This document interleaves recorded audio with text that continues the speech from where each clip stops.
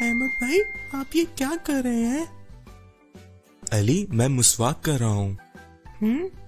یہ مسواک کیا ہوتا ہے؟ مسواک کرنے سے ہمارے دانت صاف رہتے ہیں اور ساری منہ کی گندگی بھی صاف ہو جاتی ہے، اور تو اور یہ ہمارے پیارے نبی صلی اللہ علیہ وآلہ وسلم کی سنت ہے۔